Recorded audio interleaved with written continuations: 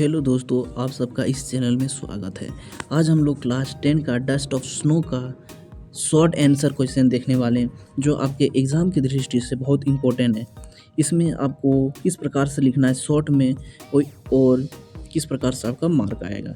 आप अच्छा से लिखिएगा तो आपका अच्छा नंबर आएगा। चलिए देखते हैं short type of question number 1। Where was crow sitting? Crow कहाँ पर बैठा हुआ था? आंसर इसका the crow was sitting in the hemlock tree. Crow hemlock tree में बैठा हुआ था। शॉर्ट टाइप क्वेश्चन है, इसलिए एक लाइन में एक ज़्यादा डिटेल में डिस्कस नहीं करेंगे। शॉर्ट ही आंसर लिखिएगा। एक लाइन में आपका आंसर कंप्लीट हो जाना चाहिए या कम से कम 2 लाइन में जाना है, क्योंकि ये very short type of question है। अगर इस प्रकार का क्वेश्चन आएगा तो आप लिख सकते हैं। इसलिए बहुत ईजी लैंग्वेज में मैं डिस्कस कर रहा हूँ और आपका लिखा हूँ कि आपको समझ में तुरंत आ जाएगा। तो इसलिए इस वीडियो को देख लीजिएगा तो आपका शॉर्ट टाइप ऑफ क्वेश्चन इस चैप्टर से पूरा कंप्लीट हो जाएगा। चलिए देखते हैं next question number 2।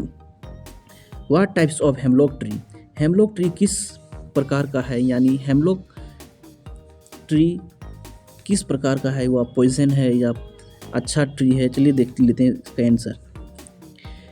It is a poison plant with small white flower. ये एक पॉइजन प्लांट है और इसमें छोटे छोटे फ्लावर हैं और वह फ्लावर वाइट कलर का है। Question number 3।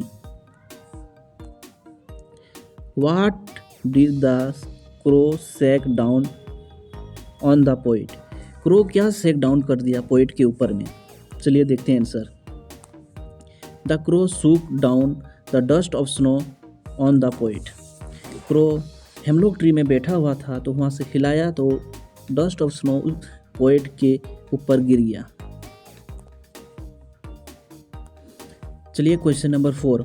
What was the mood of the poet before falling of dust of snow on him? Poet का मूड किस प्रकार का था स्नो गिरने से पहले, यानी डस्ट ऑफ स्नो गिरने से पहले पोएट का मूड किस प्रकार से था, यही बताना है। चलिए शॉर्ट टाइप आंसर में लिखना है, इसलिए आपको ज़्यादा नहीं लिखना है, शॉर्ट में लिखना है और आपका 1 नंबर मिल जाएगा, या 2 नंबर करेगा तो 2 नंबर मिल जाएगा।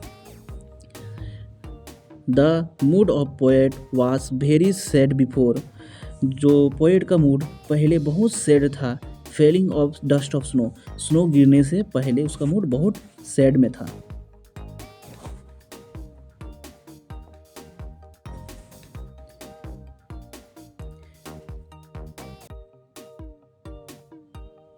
चलिए दोस्तों नेक्स्ट क्वेश्चन नंबर 5 देखने वाले हैं। How did the dust of snow affect the poet? Dust of snow किस प्रकार से पोएट को अफेक्ट पहुंचाया, यानी प्रभाव किया? It change the poet sad mood into happiness.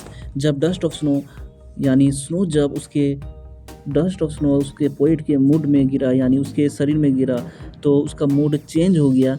वह पहले सैड में पूरा सैड मूड में था और जब स्नो गिरने के बाद उसका मूड बहुत हैप्पीनेस में आ गया, यानी सैड से वो हैप्पी हो गया।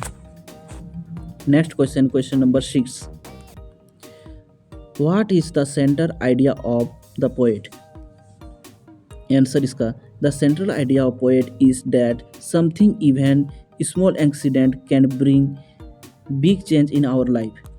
कि हमारे कभी कभी छोटे छोटे एक्सीडेंट ही हमारा बहुत बड़ा चेंज ले आता है हमारे लाइफ में। Next question number 7। What does crow and hemlock symbolise in the poem? Crow और हेमलॉक में क्या हम लोग को सिंबलाइज, यानी मतलब इसका मीनिंग क्या बताता है? चलिए देखते हैं। The crow and hemlock tree symbolise the dark depression, sorrowful and better side of the nature. Next question number 8। What did the poet think of the day before dust of snow fell on him? Dust of snow गिरने से पहले poet किस प्रकार से सोच रहा था और वह कैसा था? आंसर इसका before the fall of dust of snow the poet thought this day is running has it was sad and depress mood. और स्नो गिरने से पहले उसका सोच रहा था डे बहुत ख़राब है और वो बहुत डिप्रेस और सैड में था। पर जब स्नो गिर गया, डस्ट ऑफ स्नो पोएट के ऊपर, तो वह उसका मूड चेंज हो गया, हैप्पी मूड, सैड मूड से हैप्पी मूड में आ गया। Next question, question number 9। Why does the poet say that he had saved some part of day had ruled? और पोएट क्यों कहा कि हम कुछ दिन का समय हम अपने आप बचा लिए? चलिए देखते हैं। The poet said that he had saved some part of day because the poet was in a sad mood, and through this whole day would go waste. However, the falling fine dust of snow on him suddenly changed his mood. और वो क्यों इसलिए कहा कि मैं कुछ दिन बचा लिया हूँ अपने, इसलिए वह कहा क्योंकि जब डस्ट ऑफ स्नो गिरा तो उसका मूड चेंज हो गया। सडनली वह पूरा सैड मूड में था और वह हैप्पी मूड में आ गया और वह चेंज हो गया उसका मूड। तो वो जो दिन ख़राब हो गया था, उस दिन को वह हाफ डे वो अपना सेव कर लिया और वह हैप्पी मूड में रहा। इसलिए इस पोएम में कहा गया कि वह स्नो चेंज हो गया सैड से और हैप्पी मूड में, तो वह अपना दिन बचा लिया। Answer, question number 10। What is the message of poem?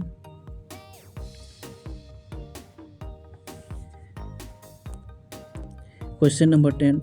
What is the message of the poem dust of snow? Dust of snow इस पोएम में क्या मैसेज देने का कोशिश किया हम लोग को लिए? The poem has a positive and optimistic message. Depression and hopelessness could do good our heart, but even a small accident can bring big change in our life.